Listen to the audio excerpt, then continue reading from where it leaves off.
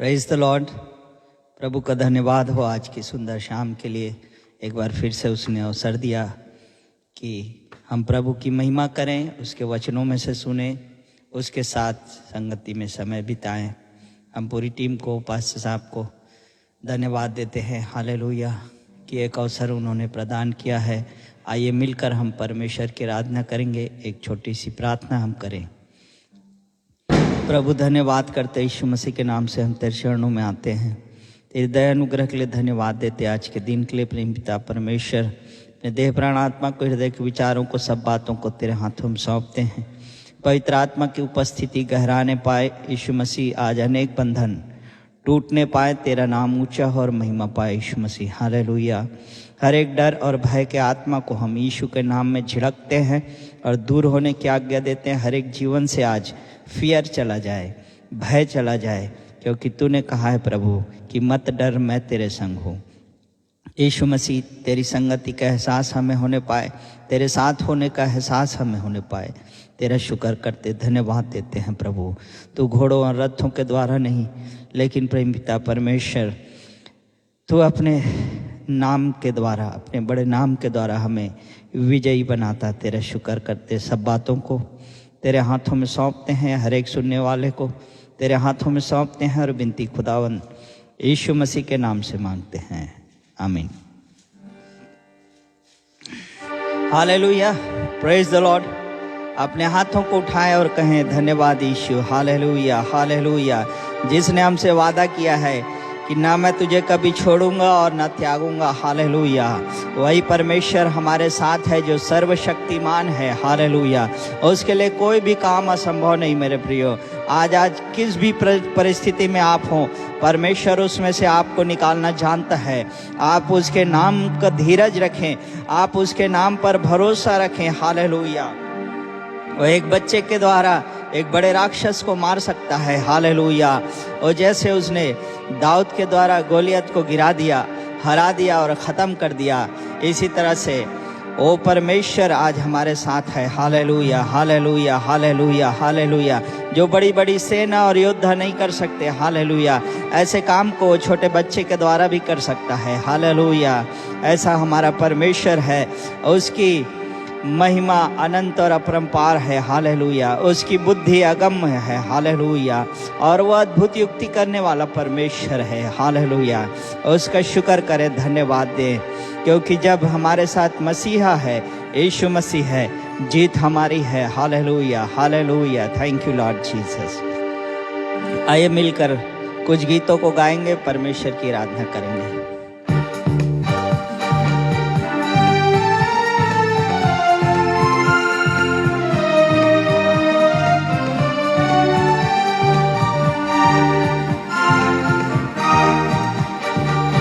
क्यों तू डरता है, तेरे लिए वो लड़ता है। क्यों तू डरता है, तेरे लिए वो लड़ता है। ना रथ ना घोड़े, ना रथ ना घोड़े विजय दिलाएंगे,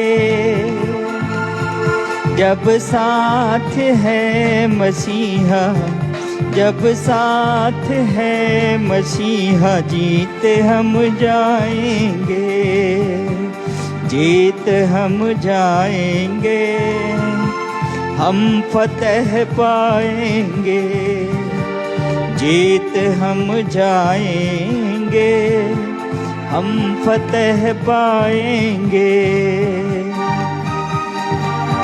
क्यों तू डरता है, तेरे लिए वो लड़ता है।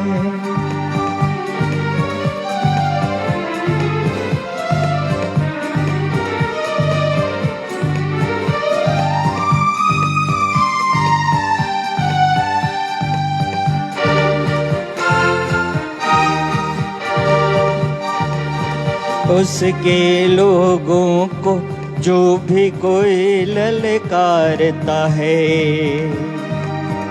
बच्चे से वो ही फिर बलवान को मारता है।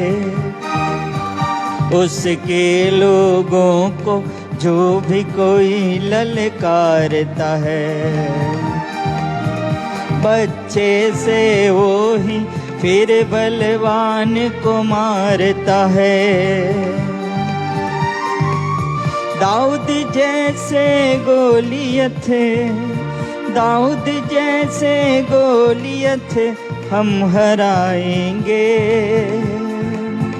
जब साथ है मसीहा, जब साथ है मसीहा जीत हम जाएंगे, जीत हम जाएंगे, हम फतह पाएंगे, जीत हम जाएंगे, हम फतह पाएंगे।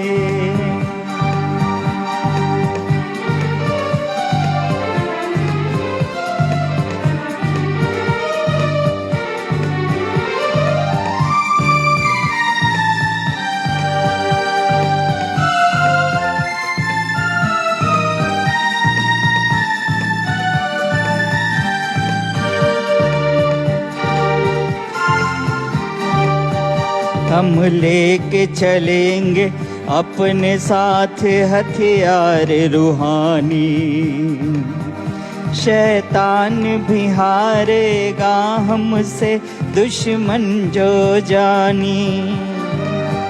हम लेके चलेंगे साथ अपने हथियार रूहानी, शैतान भी हारेगा हमसे दुश्मन जो जानी। यीशु नाम में हम तो, यीशु नाम में हम तो बढ़ते जाएंगे,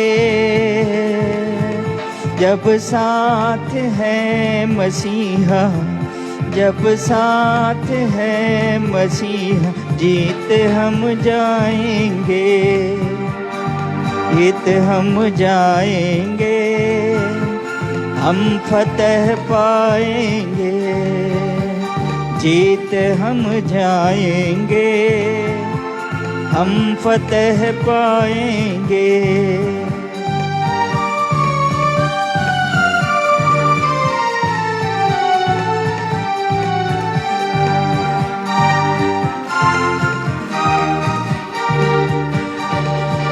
पैगाम मोहब्बत का घर घर पहुँचाएंगे, नफरत को भी हम प्यार से जीत दिखाएंगे। पैगाम मोहब्बत का घर घर पहुँचाएंगे, नफरत को भी हम प्यार से जीत दिखाएंगे। यीशु आने वाला, यीशु आने वाला सबको बताएंगे, जब साथ है मसीहा, जब साथ है मसीहा जीत हम जाएंगे, जब साथ है मसीहा जीत हम जाएंगे, जीत हम जाएंगे, हम फतह पाएंगे, जीत हम जाएंगे, हम फतह पाएंगे। क्यों तू डरता है, तेरे लिए वो लड़ता है, क्यों तू डरता है, तेरे लिए वो लड़ता है। ना रथ ना घोड़े, ना रथ ना घोड़े विजय दिलाएंगे, जब साथ है मसीहा, जब साथ है मसीहा जीत हम जाएंगे, जीत हम जाएंगे, हम फतेह पाएंगे। ओ हालेलुया, जीत हम जाएंगे, हम फतेह पाएंगे। Thank you Lord, thank you Jesus. तेरे नाम की महिमा करते प्रभु। तू हमें जीवन से बढ़कर बनाने वाला परमेश्वर है। तेरा धन्यवाद करते प्रभु, तूने हमें अकेला न छोड़ा है प्रभु। हालेलुया। लेकिन अपनी रूह को हमारे अंदर बसाया है, उसी आत्मा को जिसने मसीह यीशु को मरे हुए में से जिलाया है। हालेलुया। तूने उसी आत्मा को हमारे अंदर बसा दिया है प्रभु। हम धन्यवाद देते हैं यीशु मसीह। हालेलुया। तेरे महान प्रेम के लिए प्रभु हम तेरे शुक्रगुजार हैं। हालेलुया।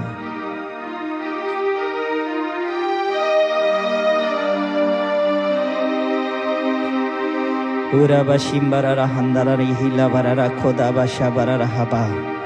आज पवित्र आत्मा की सामर्थ्य से हर एक जीवन के बंधन को हम तोड़ते हैं। यीशु मसीह के सामर्थी नाम से हर एक बंधन टूट जाए और हर एक जीवन को पवित्र आत्मा आज स्पर्श करने पाए। Hallelujah. Thank you Lord, thank you Jesus. Hallelujah. धन्यवाद यीशु।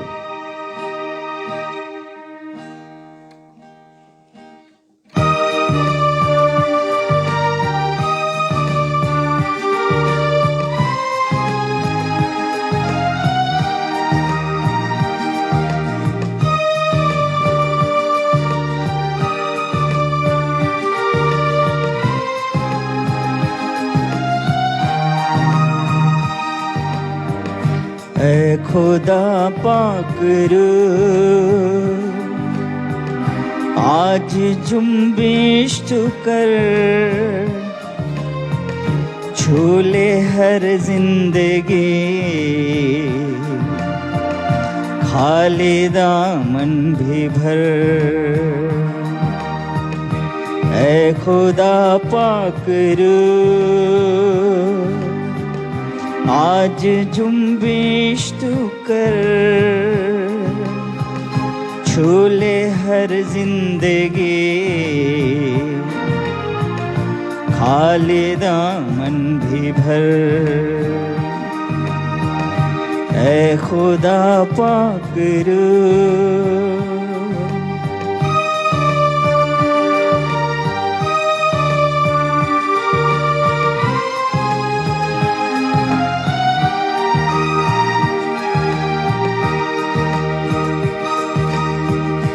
अंधी आँखें खुले, मुर्दा दिल भी जिला।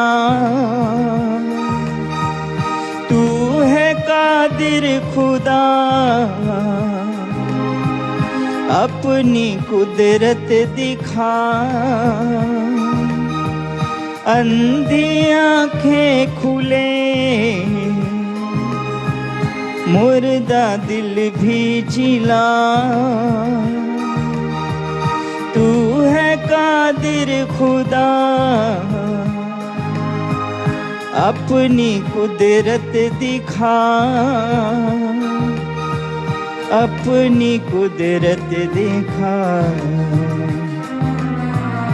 आज तुझ पर लगी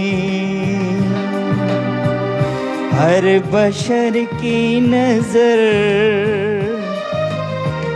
झूले हर जिंदगी, खाली दामन भी भर। ऐ खुदा पाक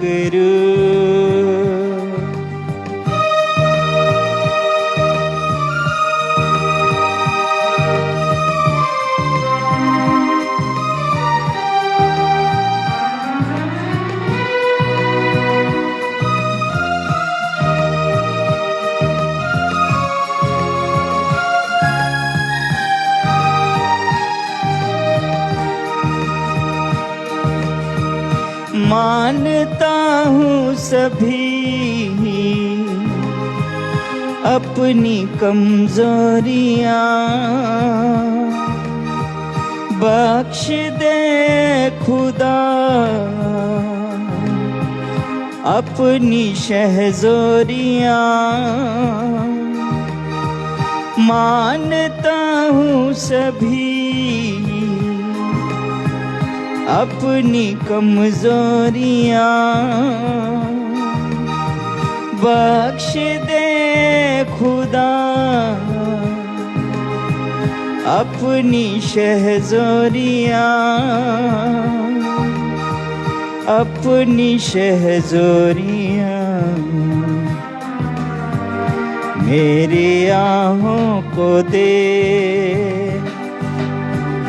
आज अपना सर छू ले हर जिंदगी, खाली दामन भी भर। ऐ खुदा पाक रू आज जुम्बिश तू कर। यस लॉर्ड जीसस, छू ले हर जिंदगी, खाली दामन भी भर। ऐ खुदा पाक रू आज जुम्बिश तू कर, छू ले हर जिंदगी, खाली दामन भी भर। Oh yes Lord Jesus, hallelujah.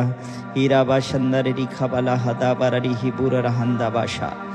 Thank you Lord, thank you Jesus. हर एक खाली दामन को भरने वाला परमेश्वर तू है प्रभु। हम अपनी नज़रें तेरी ओर लगाते हैं, जैसे दासों की आंखें उसके स्वामी की ओर लगे रहती हैं, ऐसी हमारी आंखें तेरी ओर लगी हैं परमेश्वर। हालेलुया। हर एक बंधन से, हर एक बाधा से तू हमें छुटकारा दे प्रभु। आज यीशु मसीह के सामर्थी नाम में हालेलुया। हर एक जुए को, हर एक शराब को, हर एक बंधन को, हर एक बीमारी को, हर एक लाचारी को हम यीशु मसीह के नाम से झिड़कते हैं। पूरी तौर से हर एक बंधन को टूट जाने की आज्ञा देते हैं। यीशु मसीह के नाम में सारे बंधन टूट जाने पाए। Hallelujah, hallelujah. Thank you Jesus. तेरा नाम ऊंचा हो मेरे परमेश्वर, और महिमा पाए प्रभु। हमें तू चंगाई में लेकर के चल, हमें तू रिहाई में लेकर के चल प्रेमी पिता परमेश्वर। हालेलुया। हर एक सुनने वाला प्रभु और तेरे सत्य से स्वतंत्र होने पाए यीशु मसीह। हालेलुया।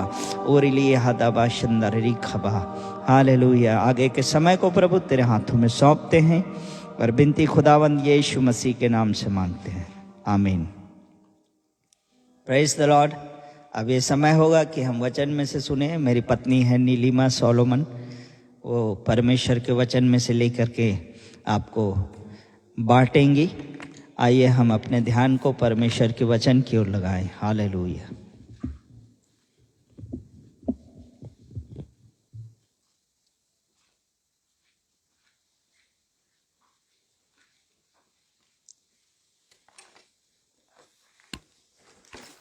Hallelujah.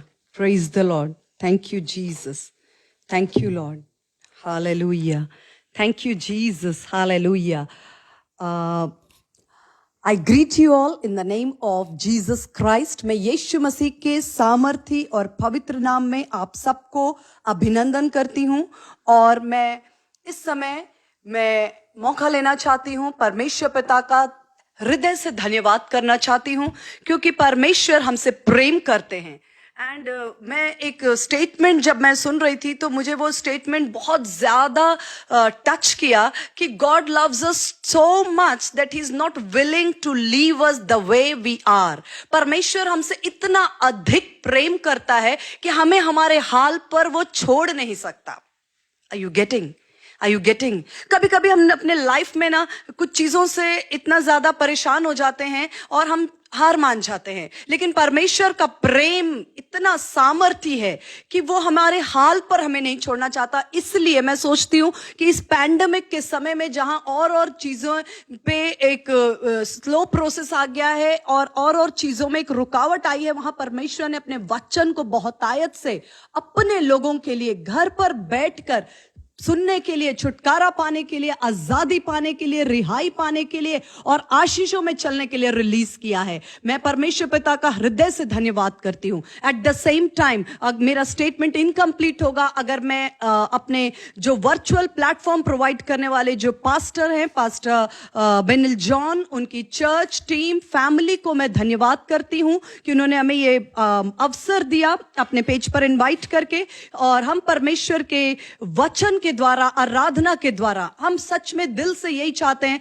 कि जो 1 घंटा परमेश्वर ने हमें दिया है उसमें हम 100% परमेश्वर की मर्जी को आपके साथ डिलीवर करें। Hallelujah, hallelujah. एक छोटी प्रार्थना आपके साथ में करना चाहती हूं। मैं विश्वास करती हूं कि हम प्रेयर में भले दूर हैं लेकिन प्रार्थना में, आत्मा में जुड़ रहे हैं।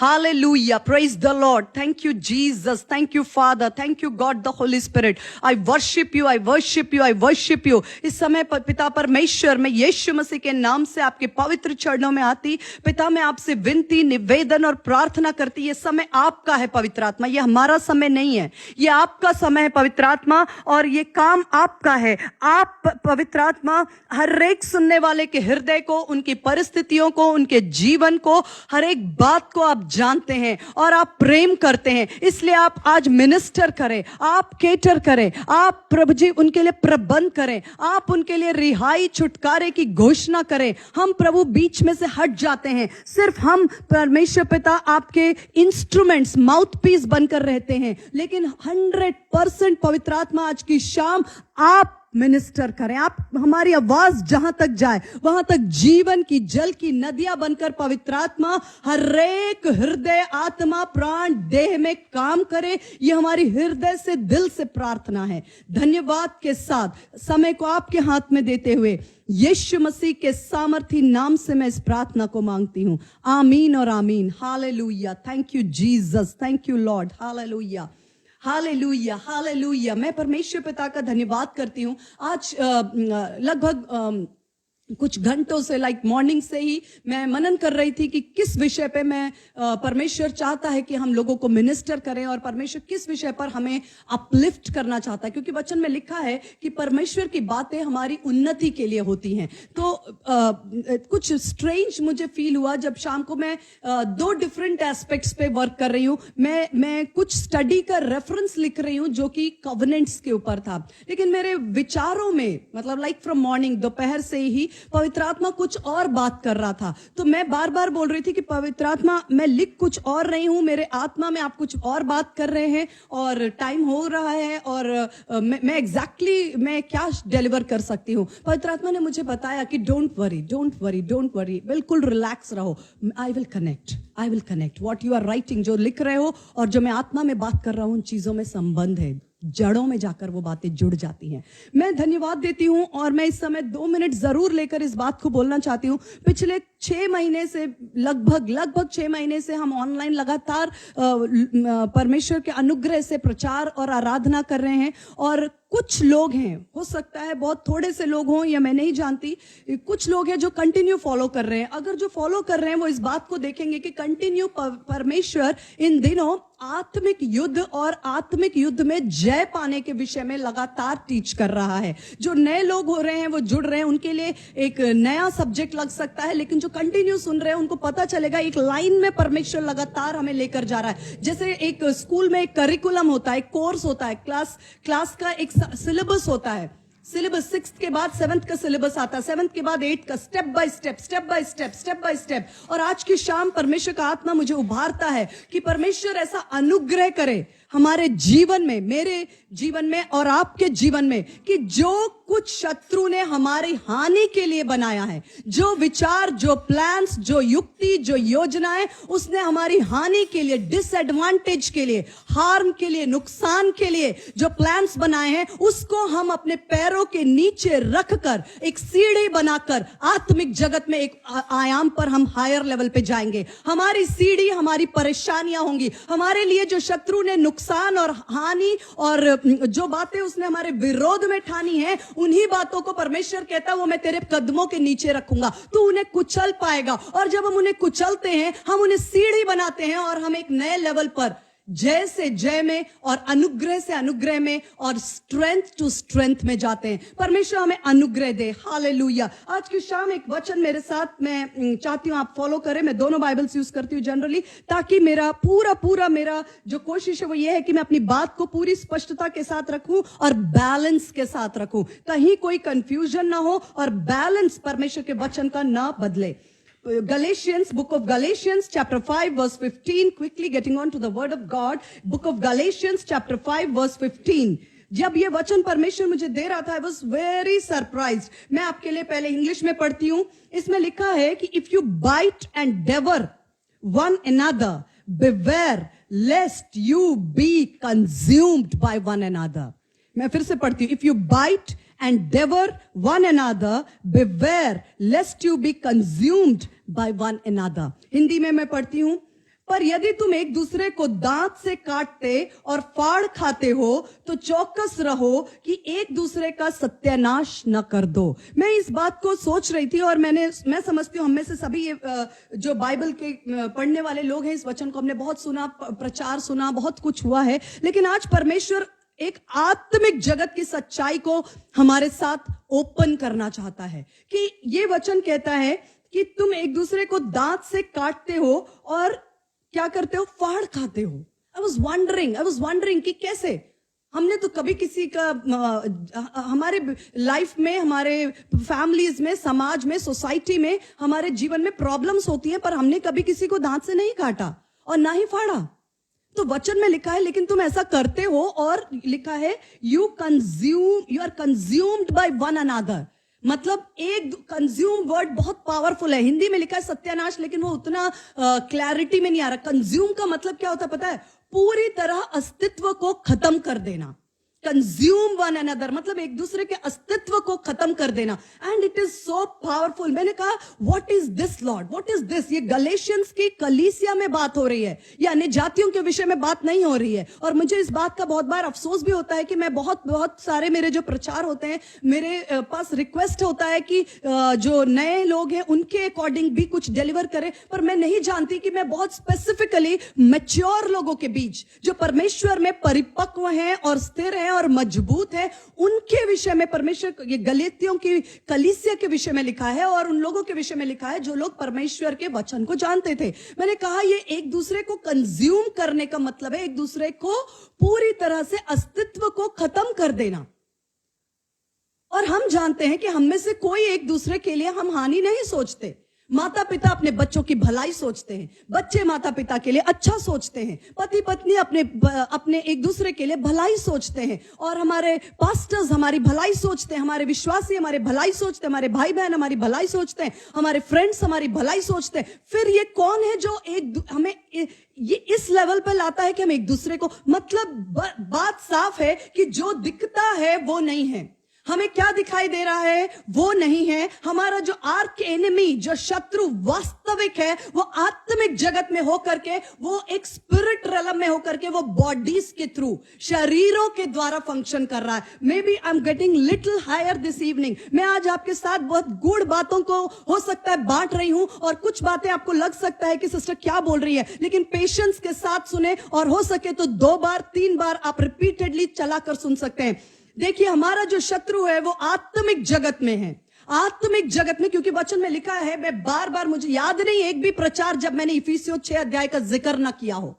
मुझे याद नहीं अपने पिछले कई महीनों में कोई प्रचार जिसमें मैंने मोस्टली इफिसियों 6 अध्याय का जिक्र किया है, जिसमें आत्मिक युद्ध के विषय में लिखा है कि तुम्हारा जो युद्ध है वो मांस और लहू से नहीं है।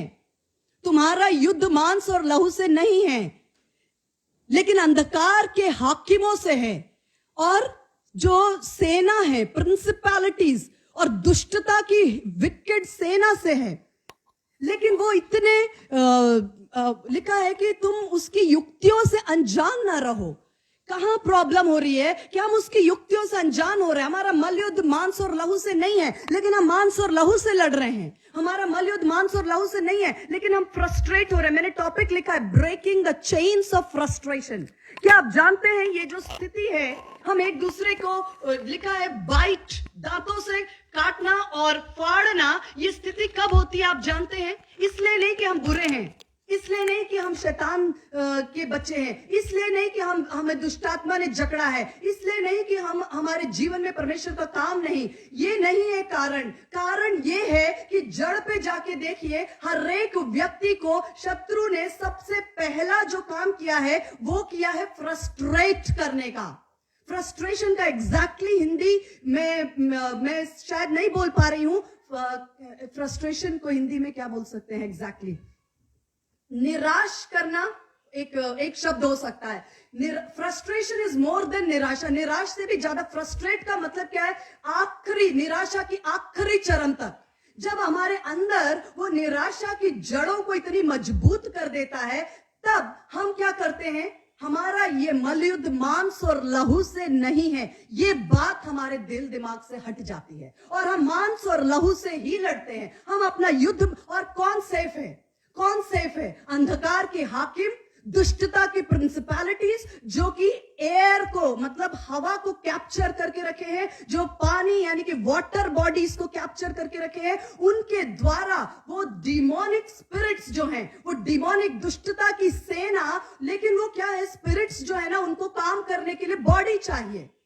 स्पिरिट्स डायरेक्टली काम नहीं कर सकते। इस पृथ्वी पर लीगली हर एक काम शरीर के द्वारा होना है, क्योंकि पृथ्वी परमेश्वर ने आदम को दी थी और आदम ने उसे हार कर शैतान के हाथ में किया। यहां जो भी डीलिंग होगा, आदान प्रदान होगा, वो सब कुछ शरीर में होकर होना है। इसलिए यीशु मसीह ने भी शरीर में, लिखा है वचन देहधारी हुआ, वचन देहधारी हुआ, वचन देहधारी हुआ, देह में आकर उसने पाप और मृत्यु को हराया और मुझे और आपको पाप और मृत्यु के बंधन से छुड़ाया है देह में। तो आज डिमोनिक जो दुष्ट की सेना है, जो अंधकार के हाकिम है, जो हमारे वास्तविक आर्क एनिमी शत्रु है, उसे काम करने के लिए शरीर चाहिए। वो शरीरों का इस्तेमाल करते हैं। और कौन से शरीर? हम सोचते हैं जिनको दुष्टात्माओं ने पकड़ा है वे शरीर। नहीं नहीं नहीं नहीं नहीं, वो भी एक धोखा है। वो एक अलग लेवल का मिनिस्ट्री है जहां पर डीमन कास्टिंग होती है। हम मसीही लोग, हम ये नहीं कह सकते कि हम दुष्टात्मा से ग्रसित हैं, लेकिन उसका प्रभाव जो है, जितना हम अलाउ करते हैं। हमारे लिखा है कि शरीर में चलना तो मृत्यु है, लेकिन आत्मा में चलना जीवन है। हमारे जीवन में वो सबसे पहले एंट्री लेता है जब हमारे अंदर में फियर और फ्रस्ट्रेशन, निराशा गहराई से जड़ पकड़ लेती है। फ्रस्ट्रेशन, आपने देखा है कई बार इस चीज को आपने अपने लाइफ में नोट किया, अपने परिवार में, हमने मूवीज में, हर जगह पर ये दिखाया जाता है कि एक व्यक्ति होता है या एक कोई परेशान है हर तरफ से, तो वो परेशानी को कहां पर रिलीज करते हैं? जनरली बच्चों पर। आप देखना इस चीज को। क्यों? क्योंकि बच्चे छोटे हैं, वो उनको वापस रिएक्ट नहीं कर सकते। वापस उनको उनका जो फ्रस्ट्रेशन है, वो पूरा फ्रस्ट्रेशन वो कहां रिलीज होता है? बच्चों पर रिलीज होता है। लेकिन मैंने कई बार इन चीजों को देखा है कि लोग आउट ऑफ कॉन्टेक्स्ट जाते हैं। आउट ऑफ कॉन्टेक्स्ट यानी कि घटना कुछ है, लेकिन हम उन बातों को 5 साल पहले और 5 साल आगे तक की बातों को जोड़कर, लिखा दांतों से फाड़ते हो और काटते हो। मतलब अपने मुंह के द्वारा हम डेस्टिनीज को एबॉर्ट करते हैं। हम उनके अस्तित्व को आत्मिक जगत में परमेश्वर के जो उसके लिए एक पर्पस है, परमेश्वर के द्वारा ठहराया हुआ एक मकसद है, एक डेस्टिनी है, एक मंजिल है, उसको हम कंज्यूम। अस्तित्व मतलब कि वो व्यक्ति चलता फिरता रहता है, चर्च में जाता है, प्रार्थना वो करता है, लेकिन उसके अंदर जो परमेश्वर ने एक डेस्टिनी, एक मंजिल जो तैयार कर रहा है, उसको हम अबॉर्ट कर देते हैं। हम उसको कहना चाहिए खत्म कर देते हैं। मैं बहुत छोटा सा एक उदाहरण आपके साथ बताना चाहती हूँ। मैं एक बहन है, वो मुझसे कई सालों से, मैं जब भी उससे मिलती हूँ, वो एक बात, अपनी प्रॉब्लम मुझे बताती है कि मैं जब भी उनके पास बेबीज नहीं थे, तो वो प्रार्थना करने के लिए, और वो कहती है मेरे लिए जब भी प्रेयर होती है, मैं प्रार्थना के द्वारा कंसीव करती हूँ। मेरे गर्भ में बेबी आता है, लेकिन कुछ ना कुछ ऐसे हालात घर में हो जाते हैं, कोई ना कोई लड़ाई या झगड़ा या कोई ना कोई इस तरह की घटना हो जाती है जिससे कि मेरा ब्लड प्रेशर बहुत बढ़ जाता है और मेरा बेबी अबॉर्ट हो जाता है। और मैं तब से मैं एक दिन अपने हस्बैंड को इस बात को डिस्कस कर रही थी कि ये बातें सिर्फ शारीरिक बच्चे के लिए नहीं है, आत्मिक दर्शन, आत्मिक बुलाहट परमेश्वर की डेस्टिनी के लिए भी है, परमेश्वर की बातों के लिए भी है। कि जो परमेश्वर ने एक दर्शन, एक जन्म लेता है, एक बीज के समान, एक बुलाहट, एक अच्छा काम, वचन में लिखा है कि जिसने तुम में अच्छा काम आरंभ किया, एक अच्छा काम हमारे अंदर, उद्धार, छुटकारा, चंगाई आरंभ होता है। लेकिन शत्रु जैसे ही देखता है कि ये व्यक्ति तो मेरे हाथ से छूट रहा है, ये उद्धार पा रहा है, ये चंगाई पा रहा है, इसके दिल, दिमाग, सोच विचार में बदलाव आ रहा है, इसकी आंखें खुल रही हैं, ये सच सच देख पा रहा है, ये मुझे पहचान लेगा, और जब ये पहचान लेगा तो मुझे पैरों से कुचल देगा। उससे पहले इस अच्छे काम को मुझे कुचल देना चाहिए। कुचलने के लिए क्या करेगा? फ्रस्ट्रेशन, फ्रस्ट्रेशन, निराशा। और उस फ्रस्ट्रेशन के द्वारा वो क्या करते हैं? वो अपने आप को तो नुकसान करते ही हैं, साथ में अपने आसपास के हर एक बात के ऊपर जो बातें बोलना। मैं आपको बताना चाहती हूँ, कई बार ये चीजें हम अपने बच्चों के साथ करते हैं अनजाने में। अभी कुछ दिन पहले मैं और मेरा बेटा एक बात याद करके हंस रहे थे। हम अभी बहुत एक दिन हम एंजॉय कर रहे थे, हंस रहे थे। हम डिस्कस करते, शायद वो क्लास, अभी वो 10th में, वो 6th या 7th में था, और एग्जाम के एक दिन पहले, कल उसका एग्जाम है और आज एक दिन पहले वो अपनी बुक स्कूल में भूलकर आ गया साइंस की। तब मैंने उसे डांटा, वो याद करके अभी हंस रहा था, मम्मी आपने मुझे क्या डांटा था। मैं याद कर रही थी कि हमारे बच्चे गलतियां करते हैं, करेक्शन चाहिए, लेकिन हमारे डांट जो है वो क्या होता है, उस दायरे से हम क्या बोल। उस समय मैंने उसे डांटा, लेकिन वो आज हंस रहा है क्योंकि उसको मैंने वो सारी बातें बोली। मैंने कहा तुमने गैर जिम्मेदाराना स्टेप लिया है, ये तुम्हारे लिए ठीक नहीं है, तुम्हें करेक्शन करना चाहिए। अभी कैसे होगा? डांटने के साथ साथ तुरंत ही उसके फ्रेंड को फोन लगाया और व्हाट्सएप पे सारे जो बुक के फोटोज है, प्रिंट है, वो मंगवा लिया, सॉल्यूशन किया और डांटा कि ये काम बिल्कुल ठीक नहीं है, आप खेल में इतना ध्यान देते हो, ये सब चीजों को आप नेग्लेक्ट कर रहे हो, और सो मेनी थिंग्स। पर परमेश्वर का अनुग्रह है कि वो बहुत मैच्योर है और प्रभु के अनुग्रह से काफी अच्छा पढ़ाई करता है। लेकिन बच्चे ऐसे काम करते हैं। लेकिन वहीं पर अगर मेरे अंदर फ्रस्ट्रेशन में मैं ऑपरेट करूंगी तो हम बच्चों को कई ऐसे स्टेटमेंट्स बोल जाएंगे जो उनको नहीं बोलना चाहिए। तुम हमेशा ऐसे ही रहोगे, तुमने 5 साल पहले भी ऐसे ही किया था, 2 साल पहले भी तुम ऐसे ही रहोगे, तुम्हारा भविष्य बेकार है, तुम बर्बाद हो जाओगे, तुम्हारा ये ठीक नहीं, तुम्हारा तुम क्या करोगे, तुम कुछ नहीं कर पाओगे, लाइफ में कभी सफल नहीं होगे। तुम इतनी बातें हम बोल देते हैं। आपको क्या लगता है आपने जो बोला है, आप तो कल सुबह ठीक हो जाते हैं चॉकलेट दे करके, लेकिन आपने जो बोला है वो उस वातावरण में साउंड एनर्जी है। जो आप बोल रहे हैं वो आवाज एक एनर्जी है, और फिजिक्स का नियम है कि एनर्जी कभी डिस्ट्रॉय नहीं होता, ना एनर्जी को क्रिएट किया जाता है ना डिस्ट्रॉय। ये एक फंडामेंटल लॉ है, ये एक बेसिक नियम है कि energy can never be destroyed.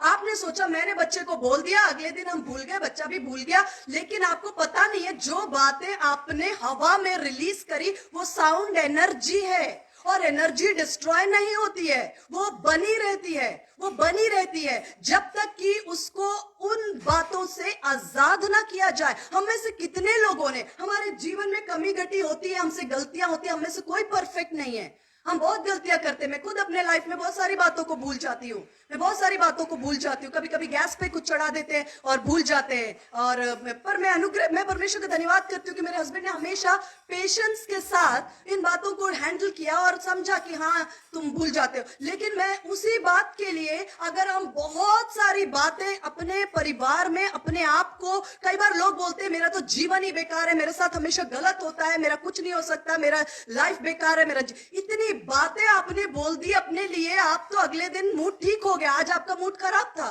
कल आपका मूड ठीक हो गया, लेकिन आप क्या सोचते, जो बातें आपने बोल दी वो गायब हो गई, वो वैनिश हो गई? No no no no no, understand, enemy आपके मुंह से निकलवाना चाहता था। यू नो व्हाट, आपके हृदय में क्या चल रहा है वो नहीं जानता।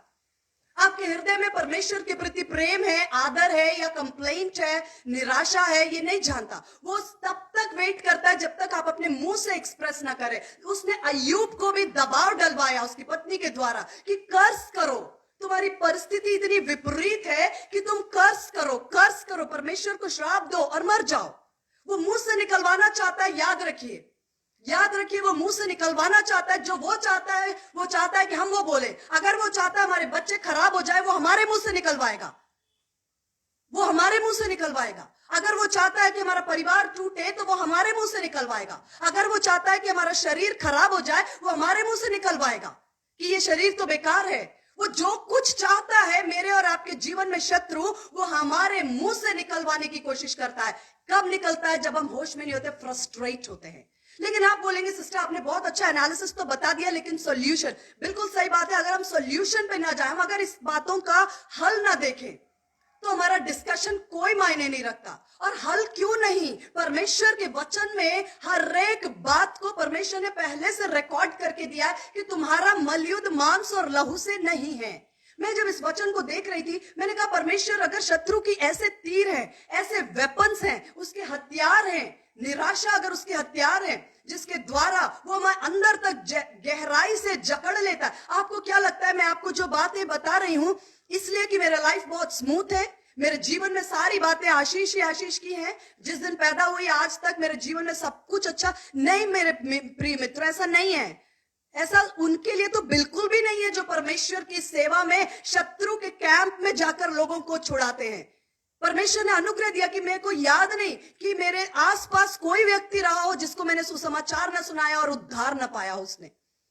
मुझे याद नहीं। मैं हॉस्टल में गई, मैं यूनिवर्सिटी, ये जो हमारे ऊपर बुलाहट है ना, जो खास तौर पर बुलाहट है कि हम जो शैतान के कैंप में उसने जो आंधी आंखें कर रखी हैं, लोगों के दिल दिमाग सोच विचार को बंद कर दिया और अपने अनुसार लोगों को नाश के मार्ग में चला रहा है। आप जाते हैं आग में से झपट कर, जब आप निकाल कर लाते हैं तो आपको उसका रिपरकर्शंस बोलते हैं, बूमरैंग इफेक्ट, वो करने की कोशिश करता है। एंड हमारे जीवन में भी आए।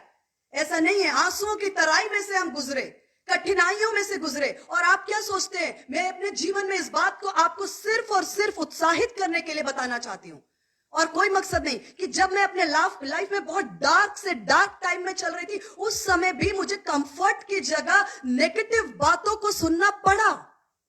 एंड देवर इनफ किसी भी व्यक्ति को तोड़ने के लिए, निराश करने के लिए, हताश करने के लिए बहुत सी बातें।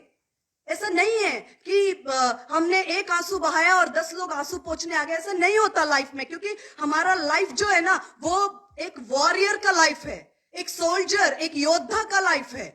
हम वो लोग नहीं है जो 2 बेडरूम फ्लैट खरीद करके और बीवी बच्चे हस्बैंड वाइफ नौकरी कर रहे हैं, खाना खा रहे हैं, खुश हैं, बस कोई लेना देना नहीं है, ज्यादा चाहिए तो मिनिस्ट्री में हम थोड़ा फंडिंग कर रहे हैं। नहीं, we are directly into the ministry. हम डायरेक्टली बैटलफील्ड में हैं, डायरेक्टली बैटलफील्ड में है, तो उसके रिपरकर्शंस। लेकिन मैं आपको सिर्फ अनुग्रह बताना चाहती हूँ परमेश्वर का। मैं बार बार कहती हूँ, यदि हमें स्वर्ग से ना दिया जाए तो हम कुछ नहीं पा सकते। उसका अनुग्रह ना हो हम खड़े नहीं हो सकते। ये वो है जो हमें खड़ा करता। मैं आपको बताना चाहती हूं क्या होगा जब हमारे जीवन में नेगेटिव परिस्थितियां और उस नेगेटिव परिस्थितियों के ऊपर और नेगेटिव बातें हमारे जीवन में आए। हमें तोड़ने के लिए काफी प्लान बनाता है शैतान, ऐसा नहीं है, लेकिन हम जीत जाएंगे। अभी हम गीत गा रहे थे, हम जीत जाएंगे यदि मसीहा हमारे साथ है, जय हमारी है। हम गीतों को गाते हैं। आज मेरे साथ बहुत कम टाइम है, लेकिन मैं आपको बहुत जल्दी 2 क्रॉनिकल्स, ये मैं नोट कर रही थी तो मुझे बहुत अलग लग रहा था कि परमेश्वर में जो आप वचन दे रहे हैं मैं इनको कनेक्ट नहीं कर पा रही हूं, पवित्र आत्मा ही कनेक्ट कर सकता है। बहुत जल्दी 2 क्रॉनिकल्स, दूसरा इतिहास, उसका 20 वचन, बहुत पॉपुलर वचन है ये। दूसरा इतिहास उसका 20 वचन, दूसरा इतिहास उसका 20 वचन, 20 अध्याय। उसके अंदर आप सब जानते हैं यहोशापात के विषय में लिखा है कि किस तरह से यहोशापात, अगर आप 19 अध्याय पढ़ेंगे, मैं ये बहुत कॉमन और बहुत पॉपुलर पोर्शन है जिसमें लिखा है कि यहोशापात के ऊपर चारों तरफ से सेना ने आक्रमण किया, तो लोग बोलते हैं कि वो सेना ने आक्रमण किया और उसने स्तुति आराधना की और उसको जय मिल गई। आपने भी सुने होंगे ये प्रचार, Isn't it? और आपने सोचा होगा भाई ये सुनने में प्रचार अच्छा लगता है, लेकिन जब इस तरफ से भी तूफान, इधर से आंधी, इधर से परेशानी, हर तरफ से नेगेटिव बातें हो तो स्तुति नहीं हो सकती। I agree. यहाँ हमारे दिल, दिमाग, सोच, विचार को एक परमेश्वर का जो सत्य है वो स्वतंत्र करेगा। और जब स्वतंत्र करेगा, जब आप सत्य के प्लेटफॉर्म पे खड़े होंगे, जब आप जानेंगे कि आप कौन हैं और आपके पीछे परमेश्वर की कितनी बड़ी सेना और सामर्थ आपको प्रेम करने के लिए खड़ी है, तब आप इस बात को कर पाएंगे। क्या आप जानते हैं गलेशियन से हम निकल आए, मैं आपको, आप चाहे तो नोट करके रेफर करेंगे। मैंने कहा परमेश्वर शत्रु के इतने हथियार हैं, आत्मिक हथियारों के बारे में बताइए। सारे हथियार लिखे हैं, उद्धार का टोप, हाथ में ब्रेस्ट प्लेट होना चाहिए, हाथ में तलवार और मेल के सुसमाचार के जूते। सत्य से अपने कमर को कस लो।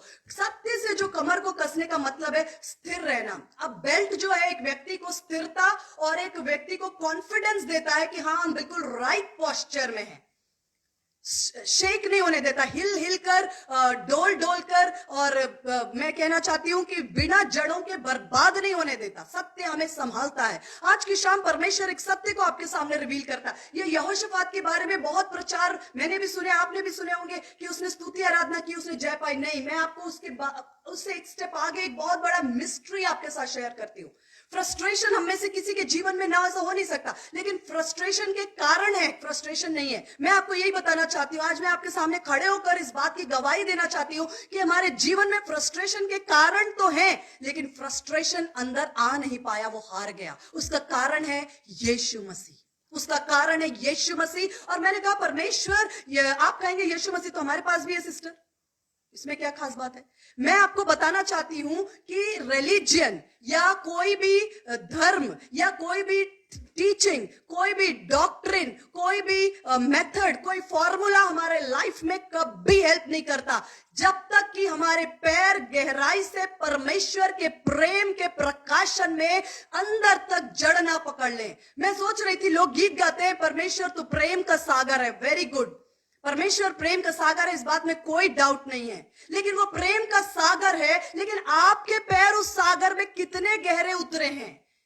अगर गहराई से, पौलुस कहता है कि मैं तुम्हारे लिए प्रार्थना करता हूं कि परमेश्वर के प्रेम की ऊंचाई, लंबाई, चौड़ाई को जानो और उसमें जड़ पकड़ो, क्योंकि जड़ नहीं पकड़ेंगे तो क्या होगा?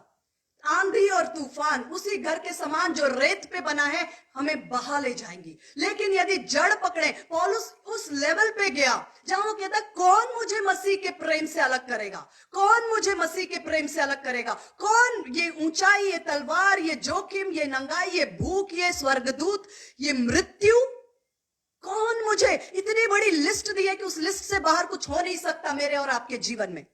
मैंने अपने जीवन में इस बात को समझा कि हम बहुत वचन सुनते हैं, बहुत कुछ लोग सिखाते हैं, 3 point sermon, 2 point sermon, 1 point sermon, परेशानी आए तो ये करो, मुसीबत आए तो ये करो, क्राइसिस आए तो ये करो।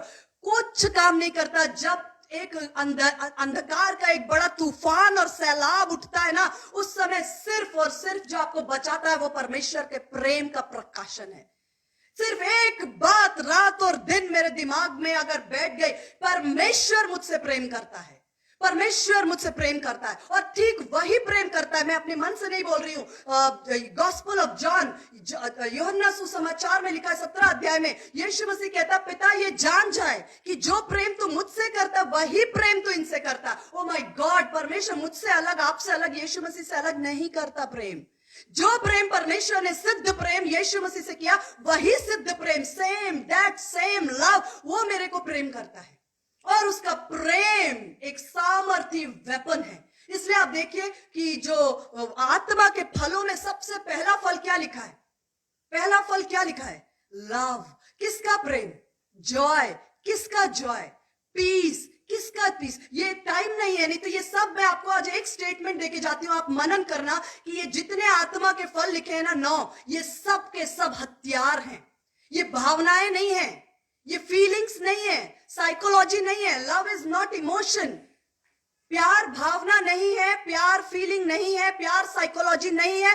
प्यार परमेश्वर की ओर से हमारे जीवन के लिए दिया हुआ एक हथियार है, जिससे हम शत्रु के हर एक झूठ को, रिजेक्शन को और उसके हर एक निराशा के वेपन्स को हम तोड़ते हैं। हम कह सकते हैं, चाहे अय्यूब ने कहा यदि तू मुझे मार भी डाले, लिखा इवन दो ही स्लेस मी।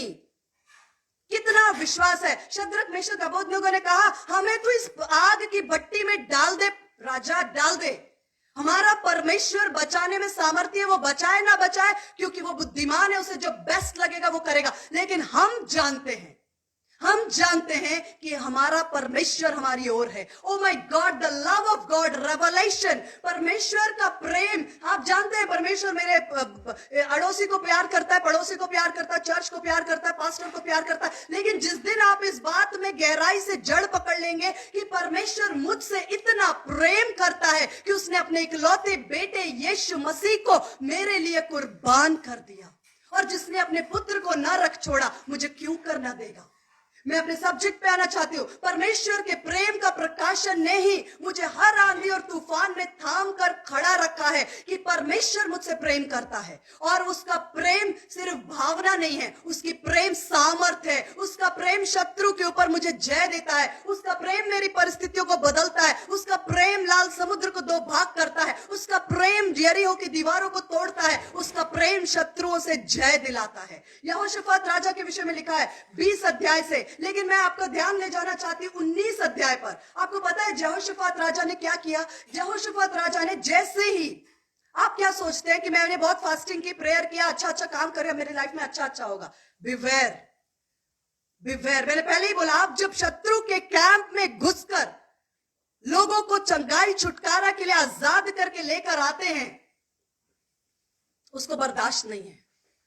जब यहोशाफात, ये 20 अध्याय को बहुत कोट किया जाता है, पर मैं आपको 19 अध्याय का रेफरेंस दूंगी। 19 अध्याय में लिखा है, आपके पास टाइम हो तो घर पे पढ़ना, कि 19 अध्याय में लिखा है यहोशाफात राजा ने जो जेहू नाम के व्यक्ति को गलत कर रहा था, उसको परमेश्वर के भय में सिखाया। फिर यहोशाफात जो जेरूसलेम में आराम से राजा बनकर रह सकता था, उसने यात्राएं की। वो बीरशीबा गया, वो इफ्राइम पर्वत पर गया, लोगों को जो परमेश्वर के भवन से अलग थे उन सबको निकाल निकाल कर परमेश्वर के भवन में लौटा कर लेकर आया। लिखा है फादर्स लैंड में लौटा कर लेकर आया। उसके बाद उसने क्या किया? एक पूरा गवर्नमेंट का ढांचा तैयार किया, एक पूरा जैसे पार्लियामेंट्री गवर्नमेंट सिस्टम तैयार किया। सिटी बाय सिटी उसने जजेस अपॉइंट किए, और सिटी बाय सिटी उसने लेवी, याजक, प्रधान, लोगों को सिखाया कि घूस मत लेना, न्याय मत बिगाड़ना, परमेश्वर के भय में न्याय करना। उसने अपने पूरे राज्य को परमेश्वर के किंगडम के अकॉर्डिंग उनको आज्ञा देकर सेट करके आया। उसके बाद बीच में लिखा है, इसके बाद मोआबियों ने हमला किया। इसके बाद, कई बार बाइबल में ऐसा जरूरी नहीं होता कि 19 अध्याय के बाद जो 20 आ रहा है वो एग्जैक्टली उसके बाद की घटना हो। आप मेरी बात समझ रहे हैं? अगर आप बाइबल स्कॉलर हैं तो जरूरी नहीं होता 19 के बाद जो 20 घटना है, टाइम क्रोनोलॉजी में भी वैसा ही है। लेकिन क्योंकि यहां लिखा इसके बाद, इसलिए हमें कंफर्म होता है कि जब यहोशाफात ये सारा परमेश्वर के आज्ञाओं के अनुसार उसने अपने राज्य को सेट किया। आप राजा हो सकते हैं अपने परिवार का। आपने नियम बनाया कि आज से हमारे घर में शाम को प्रेयर होगी, हमारे बेटे को आपने आज्ञा दी, आपको रोज वचन याद करना है, आपको ये करना है, आपको प्रार्थना करनी है, आपको परमेश्वर की उपस्थिति। आपने अपने घर के लिए एक परमेश्वर के योग्य अपने घर को आपने सेट किया। इसके बाद देखिए, इसके बाद क्या होता है? इसके बाद ऐसा नहीं होता है कि आपको जो आप सोच रहे हैं कि आशीषों की बारिश होगी, लेकिन उससे पहले एक प्रोसेस आपको निखारेगा। लिखा इसके बाद मोआबी, अम्मोनी और कई जो लोग थे, अम्मोनियों ने घेर कर उसके ऊपर हमला किया। समय कम है, मैं आपको जल्दी से बताना चाहती हूं। घेर कर हमला किया। जब उन्होंने घेर कर हमला किया तो मैं पास्टर से पूछना चाहती हूँ, आप मुझे कमेंट में लिखिए, अगर मुझे 5 मिनट्स आप एक्स्ट्रा दें तो मैं टॉपिक कंप्लीट कर सकती हूँ। मैं सोचती हूँ कि मुझे कंप्लीट करना चाहिए। अगर यस बोल रहे हैं तो मैं कंप्लीट करूंगी। I am requesting pastor if is listening. Hallelujah. अम्मोनियों ने, सबने हमला किया, और यहोशाफात के कानों में जो खबर पहुंची वो ये थी, एक बड़ी जाति, एक बड़ा विरोध, एक बड़े शत्रु ने तुझ पर हमला कर दिया। बड़े शत्रु ने, बहुत बुरी न्यूज मिल रही है। जब उसने सब कुछ ठीक किया, अपने राज्य में सुव्यवस्थित किया, परमेश्वर के राज्य की बातों को एस्टैब्लिश किया, तो एक thank you pastor, thank you, मुझे मैसेज मिला है कि आपने मुझे टाइम दिया, आई एम थैंकफुल। उसने, आप जब सब अपने चर्च में आपने एक ऑर्डर सेट किया कि अब से हमारी आराधना ऐसी होगी, ये होगा, फास्टिंग होगी, प्रेयर होगा, हम परमेश्वर के लिए एक स्टेप आगे जाएंगे, आपने एक ऑर्डर सेट किया। इसके बाद देखिए क्या होता है। कितनी बड़ी सेना, बताने वालों ने भी थोड़ा डरा के बताया उसको, और उसको ये बताया कि तब देश की ओर से एक बड़ी भीड़ तुझ पर चढ़ाई कर रही है, देख एक बड़ी भीड़, मतलब टेरेबल, घबरा देने वाली, डरा देने वाली, परेशान कर देने वाली और पैरों को उखाड़ देने वाली और एक तरह से फ्रस्ट्रेट, निराश, हताश, ओवर, फिनिश्ड, खत्म, राज्य खत्म है, ऐसा खबरों से मिला। But what did he do? उसने स्तुति आराधना करके जय अभी नहीं पाई, आप ध्यान से देखिए। उसके बाद यहोशाफात ने क्या किया? उसने लिखा है कि उसने कहा वो परमेश्वर की खोज में लग गया। तुरंत स्टेप नंबर वन उसने ये नहीं किया कि अच्छा चलो पता करते हैं मेरे कौन कौन से मित्र देश है, फोन लगाओ, व्हाट्सएप करो, पता करो, संदेश भेजो, क्या वो हमें सेना दे सकते हैं, हमारे पास कितने हथियार है, जरा हथियारों की गिनती करिए, हमारी सेना कितनी फिट है जरा पता करिए, और ये पता करो, वो पता करो, और देखो कि हमारी मदद कौन करेगा, और कैलकुलेशन लगाओ। No no no my dear friends, उसके पास चाबी थी, उसके पास जय की कुंजी थी, उसके पास जय की कुंजी। हमला उस पर भी हुआ, हमला आप पर भी होगा, हमला मुझ पर भी होगा, हमला हर एक पर होगा जो परमेश्वर के काम को ऑर्डर पे रखने की कोशिश करेगा। संसार जो बर्बाद हो रहा है, उनको शत्रु ने थोड़े दिन के लिए छोड़ रही है तो बर्बाद हो ही रहे। जो फल रहे, जो ये कौन है जिसकी आवाज आत्मिक रलम में उद्धार और छुटकारे का समाचार सुना रही है? ये कौन है जिसकी आराधना से लोग चंगाई पा रहे? ये कौन है जिसकी स्तुति से लोग चंगाई पा रहे? ये कौन है जिसके वचन से लोग उद्धार पा रहे? मुझे इसकी आवाज को दबाना है, मुझे इसकी आवाज को दबाना। जेजबेल की आत्मा तुरंत उतरती है, मुझे आवाज को दबाना है। लिखा है जब वो सबसे पहला step number 1, he started seeking the Lord, परमेश्वर को सीख किया, परमेश्वर को सीख किया। लिखा है कि यहोशाफात डर गया। हम भी डरते, मनुष्य डर की बात सुनेंगे तो हम कोई दूसरे प्लैनेट से तो आए नहीं हैं। स्वभाव में जो बातें हैं, हमारे हार्मोन्स और हमारे शरीर के अंदर जो ग्लैंड्स हैं वो वैसा करेंगे जैसा वो करती हैं। वो डर गया और यहोवा की खोज में लग गया। पूरे यहूदा में उपवास का पूरे नेशन को बोला step number 1, seek the Lord. हे परमेश्वर अब तू ही बता। उसके बाद सीक द लॉर्ड, उसके बाद आप जानते हैं हम भी बोलते हैं अरे सिस्टर आप जो बता रही है ना वो सब हम करके देख चुके हैं। कई लोग ऐसा बोल सकते हैं, अब करते हैं पर रिजल्ट नहीं आते। आई टेल यू परमेश्वर मनुष्य नहीं कि वो झूठ बोले, ना वो मनुष्य की संतान है कि वो पछता है।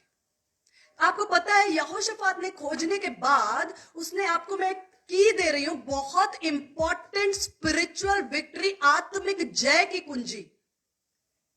यहोशाफात ने क्या बोला पता है? आपको पता है ये 20 अध्याय के अंदर उसने बोला कि हे परमेश्वर तू, मैं समय की कमी के कारण मैं आपको ये खुलवा नहीं रही हूं, और उसने कहा कि 2:20 दूसरा क्रॉनिकल्स 2:20 के अंदर उसने कहा कि हे परमेश्वर तूने वायदा किया, कवनेंट, परमेश्वर को याद दिलाया वाचा को। परमेश्वर वाचाओं का परमेश्वर है, भावनाओं का नहीं। हम बोल रहे हैं, हम रो रहे हैं, धो रहे, प्रभु ये मेरे जीवन में बार बार हो रहा है, हम फ्रस्ट्रेट हैं, हम दुखी हैं, हम परेशान हैं। हमारे साथ क्यों होता है? पड़ोसी तो रोज ही नया नया गाड़ी खरीद रहा है, हम दुखी हैं, हम परेशान हैं, एक के बाद एक। ये कंप्लेंट है, ये कंप्लेंट है। और आप जो कुछ परमेश्वर को बता रहे हैं वो कुछ नया नहीं है, और ना ही इससे हमें जय मिलेगी। ये तो वो है जो शत्रु आपके मुंह से निकलवाना चाहता है। किसी ने कहा कि मैं परेशान हूं, मेरे प्लेट में राइस नहीं है। किसी ने बोला कंप्लेंट करो, वो प्लेट भी नहीं रहेगी। हालेलुया। किसी ने कहा मेरे पास कंप्लेंट है, मुझे शिकायत है कि मेरे प्लेट है, मेरे पास खाने को खाना नहीं है। किसी ने कहा शिकायतें करते रहो, वो प्लेट भी नहीं रहेगी। प्लेट और खाना ये शत्रु जानता है कहां से आएगा। उसने कहा हे परमेश्वर तूने, पहला राजा 8 अध्याय में सुलेमान ने जब उस मंदिर को बनाया तो उसने उसको डेडिकेट किया, उसको समर्पण किया और परमेश्वर के साथ एक वाचा बांधी। आप नोट करके घर में पढ़ सकते हैं। और सुलेमान ने पहला राजा 8:29, फर्स्ट किंग्स 8:29, पहला राजा 8:29, अगर आप स्टडी ले रहे हैं आप पढ़ सकते हैं। सुलेमान ने कहा हे परमेश्वर तेरी आंखें रात और दिन इसी मंदिर में लगी रहे कि जब कभी यहां से हम तुझे पुकारें, यहां से जो प्रार्थनाएं हो उसको तू जरूर सुनना। रात और दिन तेरी आंखें लगी रहे और हमारी प्रार्थना जो उसके एक परमेश्वर के साथ, परमेश्वर ने वहां पर एक क्लाउड, एक गहरा काला बादल आया। परमेश्वर ने अपनी उपस्थिति से उस वाचा को सील किया, उस वाचा को सील किया। यस, तेरे साथ मैं ये वाचा बांधता हूं कि इस जगह पर जब तू मुझे पुकारे, जब तेरे लोग मुझे पुकारे। और उसका 44 वर्स, पहला राजा उसका 8 का 44 लिखा है। यदि सुलेमान ने बहुत लंबी प्रेयर किया, पढ़ना, बहुत वाइज व्यक्ति था। उसने अपने लिए प्रार्थना सिर्फ नहीं की, उस पीढ़ी के लिए नहीं, बल्कि आने वाले कई पीढ़ियों के लिए उसने परमेश्वर की वाचा का द्वार खोल के छोड़ा। उसने कहा कि आने वाले पीढ़ियों में भी यदि हमारे शत्रु हमें घेरे और वो गलत ढंग से हम पर हमला करे, हमारी कोई गलती नहीं, तो परमेश्वर को हमारे कॉज को मेंटेन करना, अगर हम युद्ध में जाएं तो हमें जय देना। और उसने ये वाचा, परमेश्वर ने कहा हाँ सुलेमान ऐसा ही होगा।